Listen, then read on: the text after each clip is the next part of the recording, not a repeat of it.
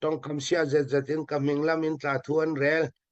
miswala in red tu ni tiang hon PNO CNDF para kay mapumpakin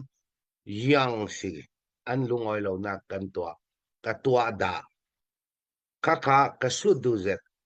miswala in swa falam ram chenchek tuanti falam ram kan chenchek law falam ram chenchek tu CNO CNDF sonan si leilet ge an kam aman kan boy law an ruat pe chu Victoria feti loading in tla an thinlunga an ruat pe chu pur ruati tamle lele lamzin hi zo tlak selo motorcycle ta fe tlak selo hina farkonzina meeting kan fe thau tu tla kan fe thau yang an ni khammi a yang man boina kan nei lo an ma son tu kha kan kham thei tun pakhat nan sut lo panga ka he bedding bia ko kan du lo bia ko du le chu puite kha tong non la se online ka tong an du lo le an ma ka tong mai sa la se ni hot na thu lo long online an po si thamitika ti shin chen mo ilman morel swa ka tul rebo kan du le chu an ma tla tong la se kai ka tong tirin du lo le an ma tong la se chuna bia ko kan du lawan ti CNA CNO CNDF zia chu kan theitu kumli kumnga aslut thang bia ko kan du le tui mayan ra normi kha dunga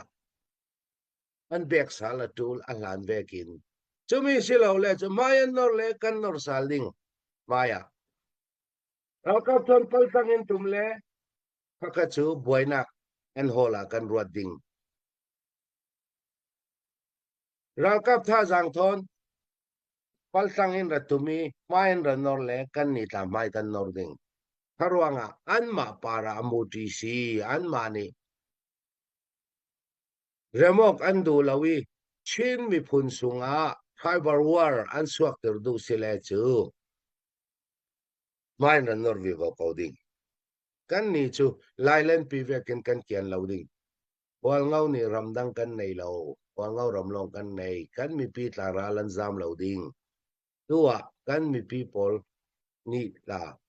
until nunga hiam na piom zo tam zo voi khatte man HPO huangau CDF huangau ram ni CNO CNDF palam ram sunga yang man tua swal mi le yang man vo fol mi tu ni tiang pakhan man kan nei lo an ni chu ramdang ummi an pastra pol tiang in huangau ram ti boy ding long kha an thin lunga kha tuan tukin kumni kom tumliam ta yin HPO CDF wal ngauram ni fiang tukin arang mucharo nga kan pinsin chami si tika kay rel tel du kalungoy